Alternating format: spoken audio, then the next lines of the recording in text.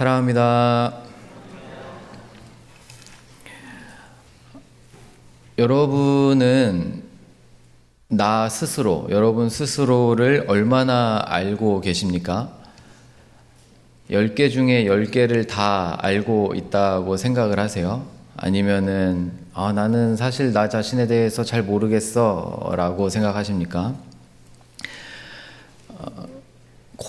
당연히 고대에도 이제 인간에 대한 연구, 마음, 의지 이런 거에 대한 공부들은 있었는데, 특히 이제 요 20세기 들어와서 심리학이라고 아예 이름을 달고 이제 학문이 나왔죠. 심리학에서는 이제 사람, 그 중에서도 이제 심리를 아무래도 연구를 하는 학문이니까 사람 중심입니다. 근데 그 중에서 사람의 삶에서 진짜 중요한 가치들을 몇 개 두고 있는데, 그 중에 하나가 뭐냐면 자기 자신을 이해하는 거예요. 조금 다르게 표현하면 자기 자신과 어떤 관계를 맺고 있느냐를 정말 인생의 중요한 가치라고 생각을 합니다. 심리학 쪽에서.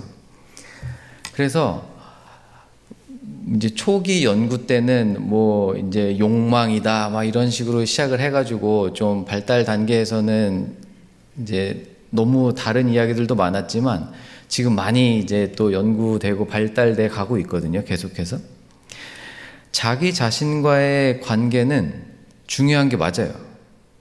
성경에서도 자기 자신과의 관계가 중요하다고 이야기합니다. 자기 자신을 바르게 사랑하고 자기 자신을 분명하고 또 올바르게 이해하고 이런 것들은 중요해요. 만약에 그렇지 않다면 예수님이 내 이웃을 너의 몸과 같이 사랑해라 이런 말씀 하시지 않았을 거예요. 왜냐하면 사람은 자기 자신을 사랑하는 게 당연하고 그리고 중요하고 바르게 사랑하는 게 무엇보다도 중요하기 때문에 예수님이 직접 이야기하시는 거거든요. 이 구절은 구약에도 나오고 신약에도 나오고, 그러니까 예수님만 하신 게 아니고 하나님이 모세의 입술을 통해서도 말씀을 하셨던 내용이에요. 그러니까 사람은 자기 자신과의 맺는 관계가 매우 중요한 겁니다. 태초에 하나님이 아담을 창조하시고 자신의 형상대로 만들어 두시고 관계가 시작이 돼요. 어떤 관계냐면 아담과 하나님과의 관계가 이제 스타트거든요, 거기가. 근데 이 관계는 창조주 신과 그 다음에 피조물 인간과의 관계이기 때문에 대등한 관계가 아닙니다. 사람은 하나님과 대등한 관계를 맺을 수 없어요. 불가능합니다. 그게 창조주와 피조물이라는 관계예요. 그런데 하나님이 뭐라고 하시냐면 그 다음에 아담을 만들어주시고 자신과의 이 완전한 관계를 시작하셨는데도 불구하고 그 다음에 뭐라고 말씀하시냐면 사람이 홀로 있는 게 좋지가 않다 라고 하시면서 아담과 동등한 관계인 하나님의 형상 그대로 똑같이 지음받은 하와를 창조하시죠. 그래서 돕는 배필로 붙이시면서 두 번째 관계를 시작하게 만드세요. 이게 사람과 사람과의 관계죠. 그러니까 사람은 애초부터 관계를 맺기 위해서 하나님이 창조하신 거예요.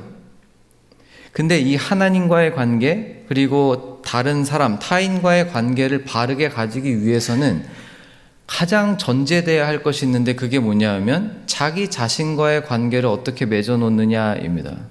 물론 이건 죄가 없었을 때는 완벽했어요. 걱정할 게 없었어요. 아담이 자기 자신을 이해하고 자기 자신을 사랑하고 자기 자신을 마음을 움직이고 생각을 움직이는데 전혀 어려움이 없었어요. 죄가 없었기 때문에. 우리가 많이 들은 말로 바꾸면 타락하기 전이기 때문에 아담이 생각하는 모든 것이 선하고 아담이 의지를 발현해서 행동하는 모든 것이 다 의로워요. 아담이 행동하는 모든 것이 다 하나님의 마음에 합한 거예요. 이게 죄가 없다는 말의 의미입니다. 그 지혜가 얼마나 탁월했는지 하나님을 닮은 신적인 지혜를 아담이 사용하는데 그걸 그냥 현상으로 보여주는 게 동물들의 이름을 지어내는 겁니다. 이름을 지었더니 어떤 짐승을 보고 형태를 보고 움직임을 보고 그 행동들을 보고 신의 본질을 파악하는 지혜를 가지고 합당한 이름을 붙이는 거예요. 근데 그 이름 붙이시는 걸 보고 하나님이 좋구나라고 판단하시거든요. 그러니까 완벽한 거예요. 그때는 자기 자신과의 관계를 논할 필요가 없었어요. 완벽하니까. 근데 타락 이후에는 우리의 이성과 우리의 의지와 우리의 감정 모두가 죄에 물듭니다. 오늘은 감정적인 부분을 좀 많이 이야기해 보려고 하는데, 그래서 우리는 감정으로 신앙을 판단하지 않아요. 저희는 수련회 때 막 눈물 흘리면서 기도하고 은혜 받고 너무 좋죠. 그거를 바라고 소망합니다. 우리 자녀들이 그런 경험들을 많이 했으면 좋겠고 저희들도 그런 경험을 많이 했으면 좋겠어요. 그러나 그 감정을 가지고 그 감정의 정도를 가지고 신앙이 좋네 안 좋네, 신앙이 깊네 안 깊네, 구원 받았네 안 받았네를 판단하지 못합니다. 왕과 함께 사는 왕과 뭐죠? 갑자기 생각나네. 왕과 사는 남자. 네, 보셨습니까? 700만이 봤다는데 아직 안 보셨습니까? 전 국민에서 어르신이랑 애기들 빼면 절반은 본 건데. 진짜 오랜만에 영화를 봤거든요. 저 웬만하면 잘 눈물 안 흘리는데 와, 눈물 나더라고요. 막판에 유해진 씨가 얼마나 막 절절한지. 제가 그거 보면서 와, 나는 설교하다가 저렇게 할 수 있을까라는 생각이 들 정도로 연기를 하시는데 눈물 나더라고요. 제 뒤에 있던 어떤 아주머니는 오열을 하시면서 이거 어떡하니 막 극장 전체가 막 울음바다가 됐어요. 그것도 귀한 감정이잖아요. 그때 흘린 눈물은 값이 싸고 기도할 때 흘리는 눈물은 귀한 눈물입니까? 아닙니다. 눈물은 똑같죠. 그때 느끼는 감정도 똑같습니다. 의사들은 정확하게 호르몬 작용으로 표현할 거 아닙니까? 이런 거 수치로 말할 거잖아요. 감정에다가 저희가 구원 또는 믿음 또는 신앙을 잴 수 없는 이유가 여기 있는 거예요. 감정은 기억해 두셨으면 좋겠어요. 저희는 이성도 구원받아야 하고 감정도 구원받아야 하고 의지도 구원받아야 합니다. 저희의 감정은 그만큼 연약해요. 그래서 누가 나한테 욕 한 번만 해도 근데 그 욕 두세 번 듣잖아요? 그럼 심장이 벌렁벌렁 거려요. 진짜로. 그거 한 달 내내 듣잖아요? 그러면 퇴사해야죠. 저희는 그런 거잖아요. 원래 사람의 감정이란 그런 거잖아요.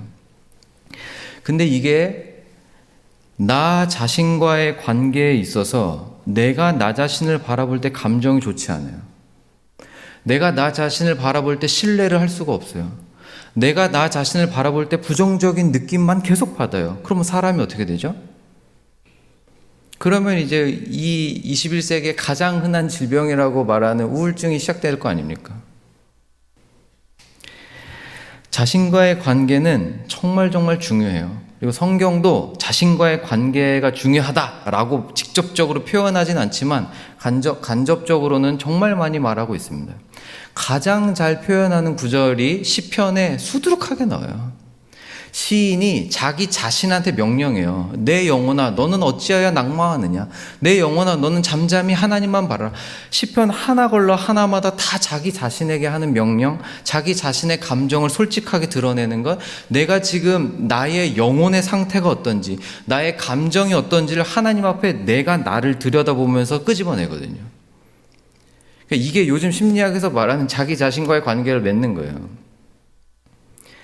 다시 한번 여쭤보겠습니다. 사랑하는 여러분, 여러분은 나 스스로와의 관계를 어떻게 정립하세요?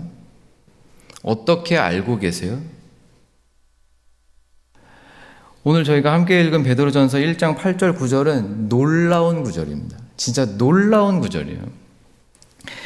8절에 예수를 너희가 보지 못하였으나 사랑하는도다. 예수님을 못 봤는데 사랑해요. 이거 가능합니까, 사람한테?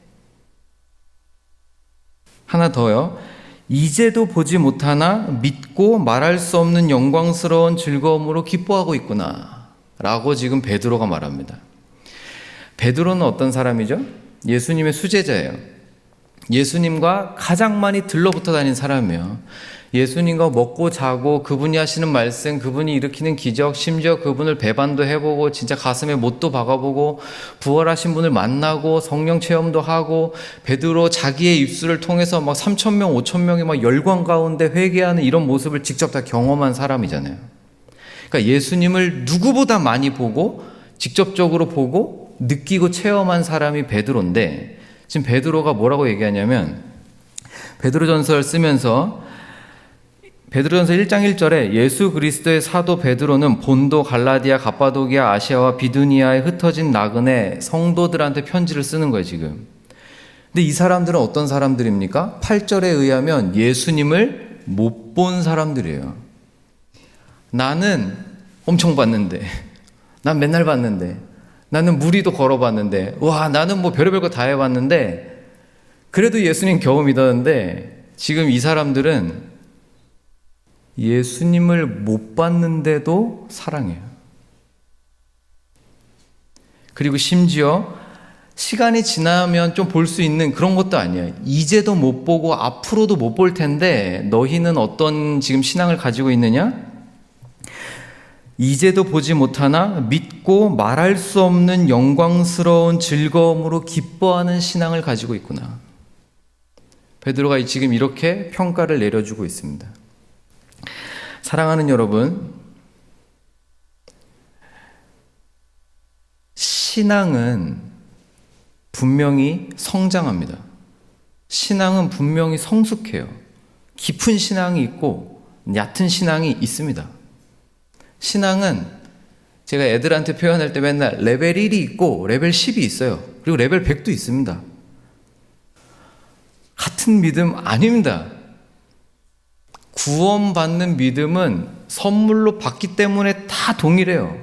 그러나 신앙생활을 통한 삶으로 하나님 앞에 성숙되어져 가는 그 정도는 다 다릅니다. 어떻게 같습니까 이게? 바울과 내가 어떻게 신앙이 같아요? 그건 불가능한 얘기죠. 신앙이 성숙해져 가는 정말 중요한 요소 중에 하나가 나 자신과 어떤 관계를 맺어놓느냐입니다. 하나 더 들어가 볼까요? 믿음이 결론부터 나가면 그럼 나 자신을 어떻게 잘 바르게 이해할 수 있는 거냐? 나 자신과의 관계를 어떻게 바르게 정립하고 성숙하게 정립해낼 수 있는 거냐? 잘 관계 맺을 수 있는 거냐? 믿음이 나 자신과의 관계를 성숙하게 만듭니다. 심리학에서는 요즘은 이제 어떻게 얘기하냐면 자존감을 높여라 뭐 이런 얘기 많이 들어보셨잖아요. 요즘은 그렇게 말 안 해요. 벌써 옛날 학문이에요 그거. 2000년대 초반 그때 많이 들었던 20년 전에. 요즘은 어떻게 얘기하냐면 자존감을 높이세요 이렇게 잘 얘기 안 해주고 나의 모습을 있는 그대로 수용하세요. 받아들이세요. 나 자신을 평가할 수 있는 건 나밖에 없어요. 남과 비교하지 마세요. 이렇게 많이 가르쳐줘요. 상담받을 때도 그렇고 실제로 공부할 때도 그렇고. 그리고 그게 조금 더 바른 이해가 맞긴 합니다. 그런데 성경은 뭐라고 얘기하죠? 완전 거꾸로 얘기하잖아요. 저희 많이 들어왔던 거. 사람은 죄인이고 의인은 없으니 한 명도 없어서 하나님을 제대로 이해는커녕 하나님을 볼 사람이 하나도 없는 거예요. 이게 사람에 대한 성경의 이해잖아요. 심리학은 거기가 한계가 오는 거예요. 나 자신과의 관계를 맺을 때 이 세상의 학문은 진짜 고도로 발달했고 정말 세밀하고 요즘 잘하거든요. 그런데도 명확한 한계가 뭐냐 하면 사람이 죄인이라고 보지 않아요. 근데 성경은 명확하게 창세기 3장 맨 앞부터 뭐라고 이야기합니까? 너는 죄인이야 라고 시작을 하는 거예요. 그래서 그 죄의 문제가 얼마나 심각하냐면 너의 생각과 너의 감정과 너의 의지를 다 망가뜨려 놨어. 그래서 너는 바르다고 생각하고 너는 의롭다고 생각하고 너는 이 감정을 느끼는 게 정당하다고 생각하고 좋다고 느낄지 모르지만 아니라는 겁니다. 아니라는 거예요, 성경이. 그럼 어떻게 하라는 겁니까? 구원이라는 개념은 죽어서 천국 간다. 그건 너무 귀한 진리지만 그건 너무 아까워요. 그렇게만 끝내기에. 구원이라는 개념은 우리의 생각과 우리의 의지와 우리의 감정까지도 구원하시는 줄을 믿습니다. 이게 성경이 말하는 구원의 여러 가지 방면들이에요. 이성이 구원받았다는 게 얼마나 아름다운 일인지 모릅니다.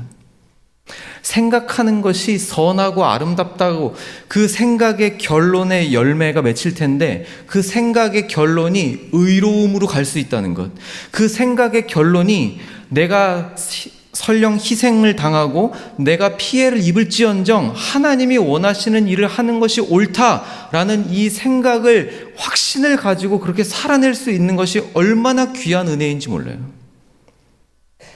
이 구절 아시잖아요. 성도들아 선을 행하되 낙심하지 말지니 끝까지 견디면 반드시 이룰 것이다. 이 구절을 왜 말해주는 겁니까? 선을 행하는데 낙심을 하는 거예요. 한 번만 하고 마는 게 아니라 선을 행할 때마다 낙심하는 거예요. 사람의 감정이 분명히 내가 하는 일이 의롭고 내가 하는 이 행위가, 내 행동이, 내 말이 하나님이 원하신다는 것을 아는데도 불구하고 감정이 맨날 낙심하는 거예요. 아, 또 힘드네. 아, 또 나만 손해보네. 이거 언제까지 견뎌야 되는 거야? 도대체 언제까지 내가 이걸 해야 되는 거지? 우리의 감정이 그걸 받아주지를 못하는 거예요. 죄 때문에 못 견디는 거예요. 우리의 감정이 연약해져서. 그럴 때 뭐라고 합니까? 낙심하지 말아라. 낙심하지 말아라. 이게 성경의 우리의 권면 아닙니까? 나 자신과의 맺는 관계는 정말 중요해요. 근데 그 관계를 바르게 맺는 유일한 방법은 나 자신을 있는 대로 이해해주고 남들과 비교를 통해서 정립하지 말고, 또 한동안 유행했던 이론이 애착 이론이었어요. 애착 이론. 다 들어보셨잖아요, 이거. 특히 아기 엄마들 애착 관계 형성시키시느라 애 떨어지지도 못하고 계시잖아요. 맞아요. 그 애착 관계 형성해야 되는 거 맞습니다. 근데 왜 애착 관계를 형성해야 되죠? 아기가 본능적으로 어렸을 때부터, 이거는 성인도 마찬가지고 뭐 중고등학생 때도 마찬가지, 사춘기 때도 마찬가지고, 애착 관계, 이 관계를 통해서 그 안에 사랑의 관계가 안정감을 주기 때문에 여기서부터 시작해야 사람이 불안하지 않다는 거예요. 이게 심리학 이론이에요. 애착을 형성해 놔야 불안하지 않고 두렵지 않고 무서워하지 않고 여기서부터 건강한 감정들이 시작이 된다라는 겁니다. 이게 자기 자신과의 관계를 맺는 방식들 중에 하나예요. 그래서 자기의 애착, 이게 자존감이거든요. 하나님과의 애착 관계는 좀 어떻게 맺어 놓으셨어요? 엄마와의 완벽한 애착 관계를 맺었다고 합시다. 그러면 그 사람 건강합니까? 그 사람 완벽해집니까? 그 인격 성숙해집니까? 아니에요. 물론 안 하는 것보단 훨씬 좋죠. 하셔야 되는 게 맞고. 근데 그러면 다 됩니까? 그러면 아이들이 다 멋지게 성장하고 정말 성숙한 인격으로 자라납니까? 아닙니다. 우리 주 예수 그리스도와의 애착 관계가 형성이 돼야 되는 거예요. 이게 돼야 내 자신이 나 자신과 바르게 관계를 맺기 시작하는 겁니다. 오늘 구절을 빗대서 말하면 예수를 너희가 보지 못하였으나 사랑하는도다, 이 관계가 돼 봐야 내가 어떤 존재인지 드디어 바르게 알기 시작하는 거예요. 성숙한 신앙을 이야기할 때 나 자신을 바르게 이해하지 않고는 성숙한 신앙으로 못 들어갈 겁니다. 성경도 그렇게 빗대어 말하고, 많은 신앙의 선배님들을 봐도 그렇고, 자기 자신이 어떤 존재인지 모르는데 어떻게 신앙이 깊어지겠어요? 정말 바라기는 나 자신을 바르게 볼 수 있는 눈이 열리기를 소망합니다. 나 자신과의 바르고 성숙한 관계를 맺을 수 있는 은혜가 우리 모두에게 주어지기를 간절히 소망합니다. 우리가 우리 자신을 사랑할 수 있는 이유, 우리 성경에 따르면 나는 죄인이고 나는 타락했고 심지어 생각, 이성, 의지 모든 것이 다 타락했는데 이 몸은 진짜 기가 막히게 마음만 돼도 여기저기 고장나기 시작하고 저희 아버지 흰머리 아직도 없는데 저 흰머리 나기 시작하는 거 보고 충격받았어요. 세상에 이럴 수가. 뭐지? 저 라오스 선교 가서 거기 야구하는 거잖아요. 야구공 10개 던졌다가 지금 오른쪽 어깨 나갔거든요. 저 41인데 우리의 육신은 믿을 게 못 돼요. 기가 막히지 않습니까? 내가 나 자신을 사랑할 수 있는 이유가 어디에 있죠? 내가 나 자신을 정말 마지막까지 포기하지 않고 그래 맞아 나는 내 자신을 믿을 수 있어 그래 나는 내 자신을 사랑해라고 말할 수 있는 그 가장 깊은 그 근원이 어디에 있는 거죠? 우리 자신에 있는 것이 아니라 내 능력에 있는 것이 아니라 내 지위나 내 경력이나 내 돈이나 그런 거에 있는 게 아니고 나를 사랑하시는 하나님이 완전하시고 아름다우시고 풍성하시고 사랑스러우시기 때문에 그분이 나를 사랑하시기 때문에 내가 나를 사랑할 수 있습니다. 이게 성경의 이해예요. 나를 사랑하시는 하나님이 아름다우시고 나를 사랑하시는 하나님이 완전하시고 나를 사랑하시는 하나님이 신실하셔서 포기치 않으시기 때문에 그래서 나도 나를 사랑할 수 있게 됩니다. 이게 나 자신과의 관계를 바르게 맺는 방법이에요. 그래서 믿음이 나 자신과의 관계를 바르게 맺을 수 있도록 돕습니다. 완전 역설이에요. 나 자신과의 관계를 맺어야 되는데 내가 나한테 힘을 쓰면 쓸수록 바른 관계가 안 맺어져요. 근데 오히려 하나님 나 어떡하죠? 하나님 나 왜 애를 쓰는데 안 되죠? 하나님 왜 내가 선한 행동과 선한 생각과 선한 의지를 가지고 행동을 했는데도 결과가 이 모양입니까? 왜 저 사람이 상처를 받죠? 왜 저 사람이 나한테 이렇게 공격적이게 되죠? 이거 어떻게 해야 되는 거죠? 하나님 저에게는 능력이 없습니다. 하나님 저에겐 자격도 없네요. 하나님 저는 진짜 부족하네요. 그때 하나님이 나를 사랑하시는 그 사랑을 받아서 그래서 내가 나를 포기하지 않고 그래서 내가 나를 신뢰하고 그래서 내가 나를 사랑할 수 있게 되는구나 깨닫기 시작하는 겁니다. 나의 어떠함 때문이 아니라 그럼에도 불구하고 나를 사랑하시는 하나님 때문에. 그래서 시인이 자신 있게 얘기하는 거예요. 내 영혼아 어찌하여 낭망하느냐. 어찌하여 낭망하느냐. 너 네 힘으로 안 될 거 몰랐어? 걱정하지 마. 너는 잠잠히 하나님만 바라라. 기가 막힌 신앙입니다. 너희는 예수를 보지 못하였으나 사랑하는구나. 지금도 못 보고 앞으로도 못 볼 텐데도 말할 수 없는 영광스러운 기쁨으로 기뻐하는구나. 이게 성도들입니다. 하나님께 사랑을 받아본 자만이 할 수 있는 삶의 태도예요. 정말 간절히 바라기는 우리 모두가 이런 은혜를 누리기를 주님의 이름으로 축복드립니다. 우리가 선을 행하되 낙심하지 말지니 포기하지 아니하면 때가 이름에 반드시 거두리라. 이거 어떻게 할 수 있는 거죠? 내가 나 자신을 보면 맨날 낙심하죠. 내가 나 자신이 행동한 거에 대한 결과만 보면 맨날 포기하게 되죠. 여기까지네. 더 이상 못하겠다. 맨날 겪는 거 아닙니까 저희가? 근데 어떻게 포기하지 않고 선을 행할 수 있게 됩니까? 나를 사랑하시는 하나님이 나를 통해 일하시겠다는 거예요. 이러니까 신앙이 점점 깊어질 수밖에요. 내가 못하는데 하나님이 나를 들고 쓰시는 걸 한 번 경험해보고 2번 경험해보고 3번 경험해보니 하나님 이렇게 일하시는구나. 하나님 진짜 나를 쓰시는구나. 이 확신이 점점 생기는 거잖아요.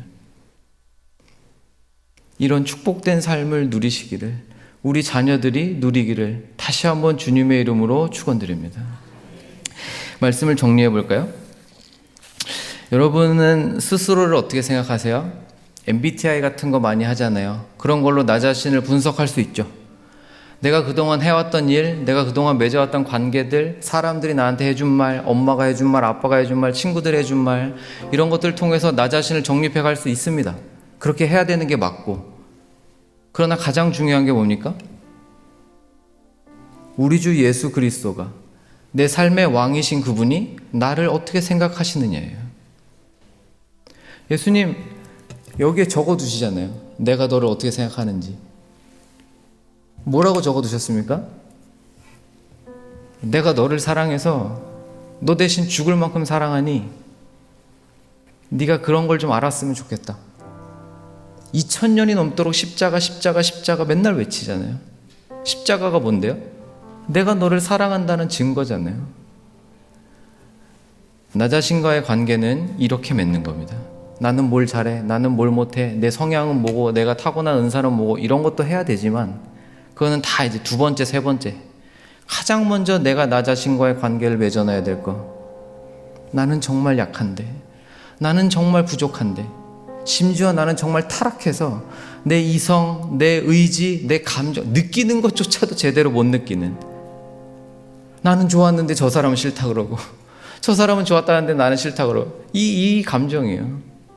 느끼는 것조차도 연약해가지고 제대로 못 느끼는 우리에게 나 자신과의 관계는 내 스스로를 보고 맺는 것이 아니라 하나님이 나를 사랑하시는 사랑을 보고 맺는 것인 줄 믿으시기를 바랍니다. 나를 바르게 사랑하는 은혜가 있으시기를, 나를 성숙하게 사랑할 줄 아는 은혜가 있으시기를.